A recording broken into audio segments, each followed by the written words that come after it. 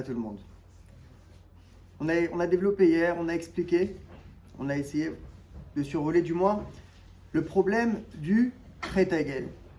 Les Béné Israël qui ont sombré, qui ont chuté et qui se sont littéralement écrasés. De quelle manière cet épisode, cet événement est qualifié par le Midrash?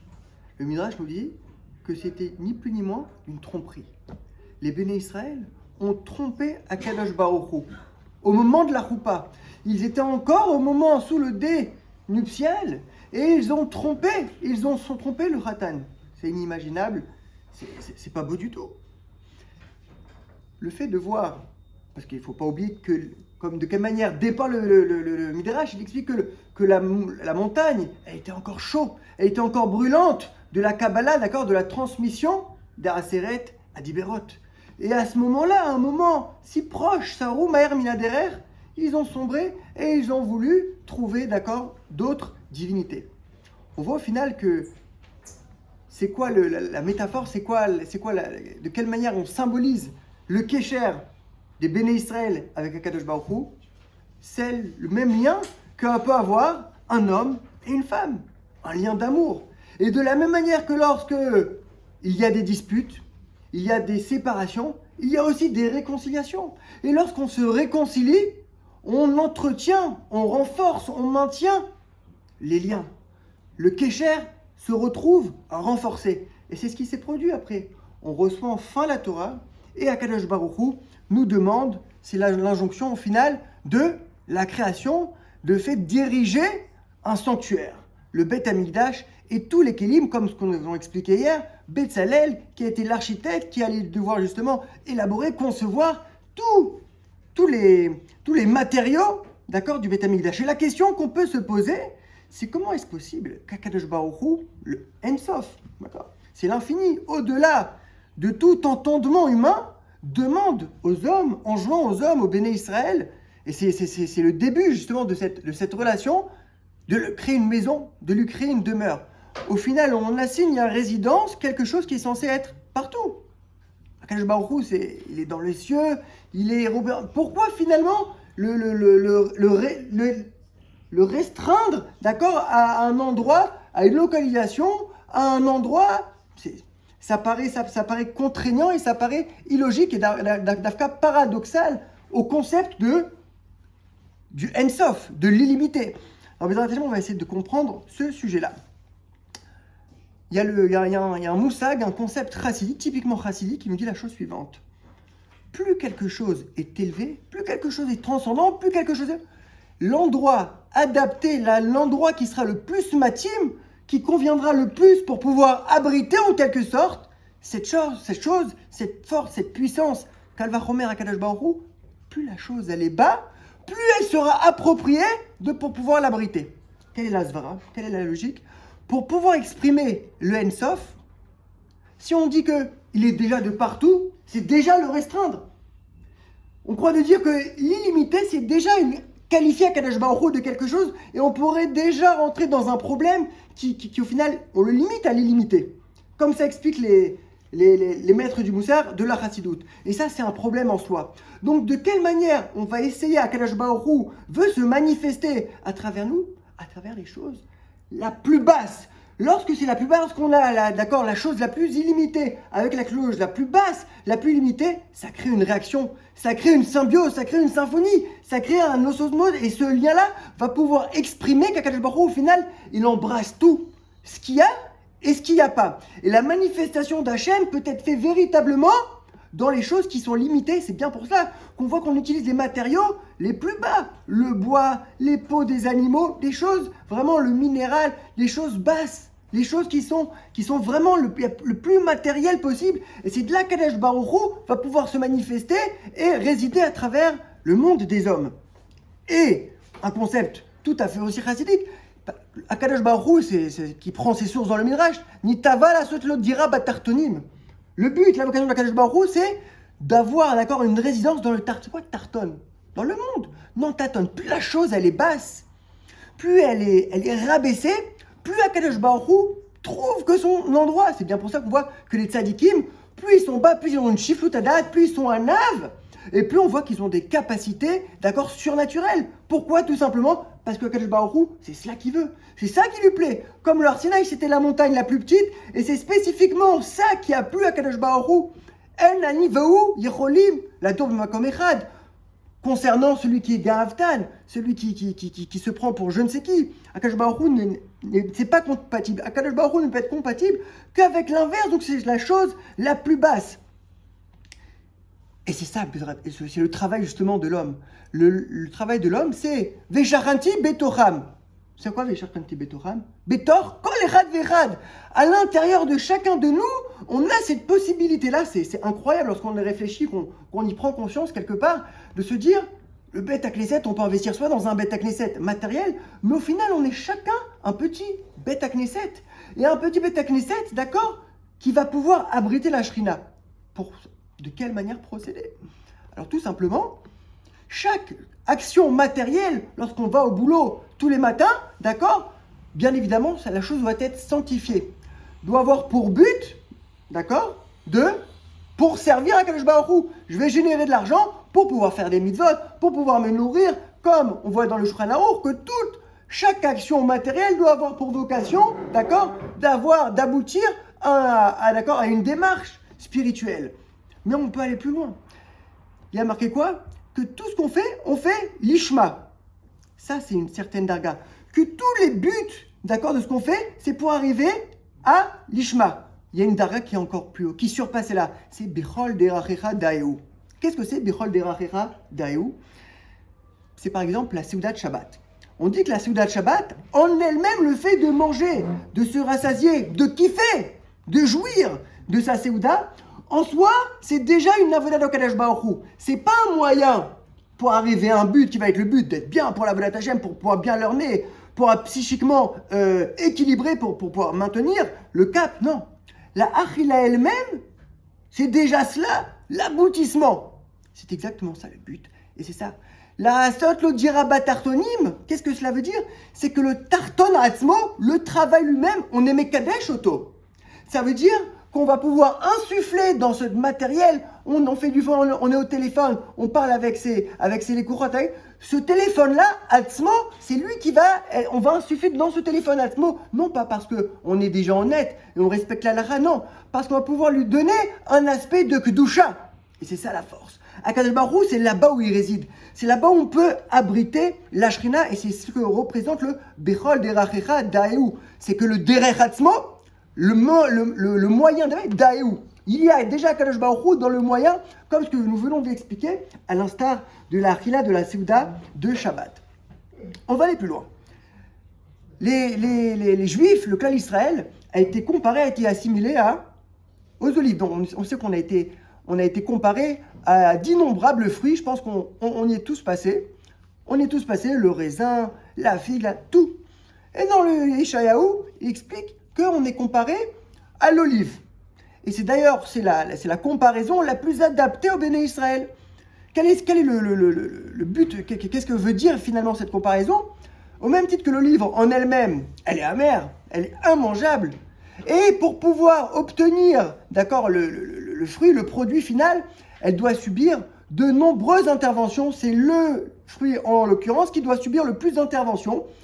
Et à contrario du raisin, de la vigne, qui suffit d'être coupé, d'être broyé. L'olive, c'est celle qui doit subir la plus grande avoda pour pouvoir obtenir le fruit. Et au final, c'est le shemen, c'est la chose qui est la plus pure. Et Dafka, les béné Israël, ont été comparés à cela. Qu'est-ce que cela veut dire? Au final, les béné Israël ne peuvent se développer, être eux, uniquement s'ils ont été oppressés. S'ils ont subi cette pression-là, psychiquement ou matériellement, comme ce qu'on a pu le constater maintes et maintes fois dans l'histoire de notre peuple, première chose, Yetziat Mitzrayim, d'accord? Dans le creuset de l'Égypte, c'est inimaginable. Les femmes, les enfants, les hommes, une souffrance inimaginable, indescriptible. Mais au final, c'est ce qui a pu nous faire aboutir à Matan Torah. Si on n'était pas passé par c'est exactement ça l'olive. Si tu veux obtenir, d'accord, le meilleur de toi-même, il faut passer, il faut subir. Ça fait partie des caractéristiques inhérentes au Béné Israël. Et on peut voir ça, comme on a dit maintes et maintes fois, la même chose à Purim. À Pourim, les béné Israël, ils étaient dans un désarroi total, ils étaient désemparés. Dans quelques jours, c'est terminé. Ils devaient tous être décimés en masse. Spécifiquement dans cette période-là, ils ont jeûné. Em Chazrou Bitchouva. Il faut savoir qu'initialement, c'était une période qui était les gens essayaient de s'émanciper, de s'assimiler. Non, Akadosh Baruch Hu doit leur faire des électrochocs. Et au final, pour aboutir à quoi? Pour télécharger la meilleure version d'eux-mêmes. À savoir, ils ont pu obtenir leur indépendance et être reconnus en tant que tels. On sait que c'était des gens importants. Les gens avaient très très peur d'eux. Et la même chose pendant la Shoah. On sait que la Shoah, malheureusement, les Juifs, ils étaient très cool. Ils avaient même honte. Ils avaient même honte de leur identité. Ils se cachaient. Ils essayaient de cacher tous les signes de Jaïm. Ils voulaient s'émanciper, s'assimiler à travers toutes les peuples, les civilisations, la Scala et tout ce qu'on peut comprendre. Légitime ou pas, c'est un autre débat. En tous les cas, Akadosh Baruch Hu a voulu, c'est dur à dire, mais a voulu les réveiller. La même chose. On s'est pris une claque et on a souffert au même titre que le clan Israël. Et au final, qu'est-ce que ça a donné? Ça a été quoi ce Shemen? La terre d'Israël. L'aboutissement de la Shoah était la création de l'État d'Israël qui, encore une fois, nous a permis d'être la meilleure version de nous-mêmes, de pouvoir nous vivre. Jamais c'est inimaginable, il y a 80 ans, il y a 90 ans, de dire le nombre de yeshivot, le développement du monde de la Torah, personne n'aurait pu. Au tout début, lorsque le Poniovitch voulait créer la yeshiva de Poniovitch, et c'était un visionnaire, il voyait les choses en grand, les gens rigolaient. Il lui dit, mais dis-moi, il n'y a même pas 3-4 talmidim et tu cherches déjà un bâtiment, un Beth Midrash contenant 1000 élèves. C'est ridicule. Au final, c'est ça qui est passé. On voit qu'au final, c'est la totsa de cette pression, au même titre que l'olive. Donc, on voit que le Ben Israël, il doit recevoir des baffes. C'est ce qui s'appelle le Nisayon. Le Nisayon, l'épreuve, d'accord, c'est obligé. C'est quelque chose de tout à fait, bien évidemment, c'est plus facile à dire qu'à ressentir. C'est fait pour être mésaker, pour purifier, d'accord, l'homme. Et pour la petite histoire, il y avait lorsque Afshar, donc qui a vécu bien évidemment la Shoah, il rapportait systématiquement les paroles d'un homme, un homme extraordinaire qui s'appelait le Baal Anisayon. Qu'est-ce qu'il expliquait, le Baal Anisayon? C'était quelqu'un qui était capable de prendre toutes les Nisayon, les pires Nisayon, comme si que maintenant, on lui disait qu'il avait gagné au loto. Les pires choses, il sentait pour lui que ce soit le bien et le mal, il n'y avait aucune différence. Au même titre que Shraïla aurait dit, au même titre que lorsque tu reçois du bien, tu dois être Mevarer HaKadosh Baruch Hu, lorsque tu reçois des choses qui sont difficiles, tu dois être Mevarer. Lui, il le vivait. Il expliquait qu'à son époque, donc en Russie, il y avait plusieurs sortes de camps de concentration. Et il y avait des concentrations, il y avait un camp de concentration en particulier, c'était la mort. C'était à tel point que les gens qui étaient affectés dans cet endroit-là devaient supplier et procéder vraiment à avoir de la protection pour pouvoir choisir d'autres camps. Et dès qu'au final, le gouvernement en place était d'accord de leur changer d'endroit, ils étaient heureux, ils se mettaient à danser. C'est inimaginable. Tu danses parce que tu vas dans un camp. Oui. Le camp, il n'a rien à voir. Je suis même prêt à aller en Sibérie, mais le principal, c'est pas aller dans ce camp-là. C'était le camp incroyable. C'est l'endroit le plus froid où les militaires étaient les plus vilains. Donc, c'était insupportable et donc, ils étaient heureux. Il dit, c'est la même chose. Lorsque maintenant, on doit recevoir en pleine face un Nisayon, dans la mesure où on sait que c'est pour nous refroidir le Guénam, on devrait danser. On sait qu'il y a un but, c'est pas pour rien. Il n'y a rien de pire pour un homme que de savoir qu'il fait quelque chose pour rien. Si maintenant je prends un employé et je suis capable de lui payer même 10 000 euros, 20 000 euros tous les mois et je lui dis, par contre ton travail consiste à ramasser des grains de sable sur la plage. À moins que c'est un fou, il acceptera. Parce que l'homme a besoin de sentir que ce qu'il fait, il y a un sens. Il y a un sens à ses actions. Dans la mesure où on sait qu'on fait partie d'un projet, alors ça change totalement, de façon considérable, la perspective de la chose. La chose, on pourra la vivre. Lorsqu'on va chez le docteur, chez le chirurgien, pour qu'il retire une tumeur d'un homme, lorsque j'arrive dans le bloc opératoire, je vois un docteur en train de cisailler. Je dis, mais c'est un fou, c'est un meurtrier, c'est dangereux. Mais lorsque je comprends, j'ai pris du recul et j'ai compris qu'il est en final en train de retirer la tumeur, il est en train de purifier, là ça change tout. Et on est capable bien plus facilement et aisément de recevoir la chose et de pouvoir comprendre la chose.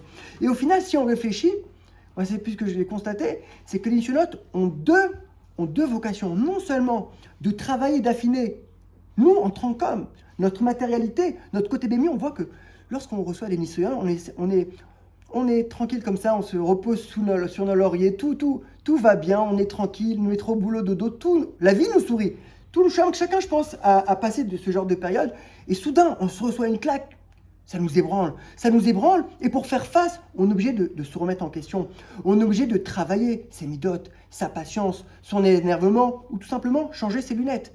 Pas en allant chez l'opticien, mais en essayant d'acquérir les véritables lunettes qui proposera une vision à travers le prisme de la Torah, qui permettra d'appréhender la vie d'une autre manière, d'une vie positive. Et lorsqu'on l'appréhende selon la vision de la Torah, on doit vivre la chose avec sérénité. Même si c'est la chose les plus difficiles à comprendre, on est censé, et c'est ça le but. Et lorsqu'on voit ce but-là, alors ça permet justement de savoir vers quoi diriger, vers quoi tendre la sérénité, peu importe dans quelles circonstances. Donc non seulement on s'affine, on se purifie en tant qu'homme, on passe d'un statut de BMA, on est des gens qui se laissent selon notre teva, selon nos pulsions.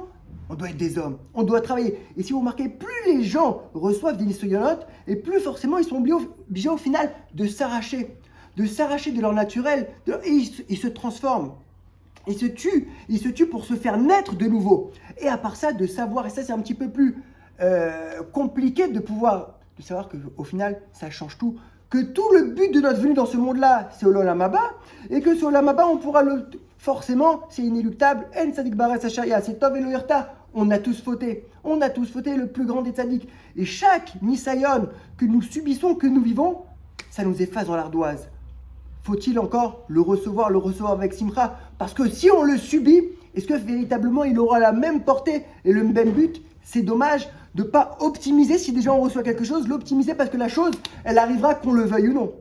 Qu'on le veuille ou non, elle arrivera comme le stapler disait, je trouve que c'était exceptionnel ce que disait le stapler, il dit, la masse, la camoute de Nisyonot, on ne les choisit pas. C'est au préalable, c'est déjà fixé pour chacun selon ce qu'il est capable. La seule chose que l'homme peut choisir, c'est où seront ses Nisyonot. Où? C'est la seule chose que l'homme peut décider.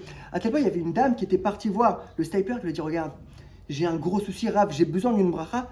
Avec mes enfants, c'est une catastrophe. Le Gidoul Banim, pour moi, c'est un tsar Hatsoum. J'en peux plus, c'est très dur. Lokedai. Vaut mieux pas que je te fasse de bracha, continue, vaut mieux que ce soit ce genre de Nisyonot-là. Elle a fait là. Elle a dit non, je veux la bracha. Elle s'est entêtée, au final, il a été mévaré chota. Il faut savoir que quelques jours après, ses voisins du dessus ont déménagé, et d'autres familles sont venus, et c'était une véritable catastrophe. Elle n'arrivait plus à dormir, du brouhaha à chaque heure, et comme on sait à Bnei Brak, chacun adore faire des rajouts, des agrandissements de construction. Il lui avait caché toute la vue, c'était une catastrophe. Elle est repartie juste avec pleurs, il dit, vous avez raison, refaites-moi une bracha pour que je revienne à mon état initial. Elle avait compris qu'au final, vaut mieux des fois se réjouir des Nisyonot. Les Nisyonot, on n'est pas là à les chercher, mais lorsqu'on les reçoit, il faut les recevoir avec la simcha, de telle manière à ce qu'elle puisse justement changer et transcender notre être. Et donc si Bédrat Hashem, on essaie de voir les choses de cette manière-là et de savoir si on est dans cette dynamique-là, de savoir qu'on est là pas pour prendre. On n'est pas là pour toujours prendre, pour pouvoir toujours consommer. Soit les gens qui sont là, mon but dans la vie, c'est de consommer. Si on est dans le consommer, alors effectivement, on va se prendre toutes les Nisyonot en pleine face. Mais si on en a but, non. On veut être des générateurs. On veut être justement au contraire des donneurs. C'est ça ma mégama. Ça va être cela ma dynamique. Ça va tout changer. Lorsqu'on est là pour donner, alors au final, on est capable de se recevoir les coups et justement de ne pas perdre le cap. Et donc, bien évidemment, si hier, on a expliqué que celui qui est mévateur, celui qui fait des concessions, il ne perdra jamais. Aujourd'hui, on comprend une autre chose, que celui qui investit, qui donne d'autant plus, lorsque c'est dans la Torah, non seulement il ne perd pas, mais il va pouvoir l'accumuler dans son compte personnel et dans le compte dans le Olam Haba.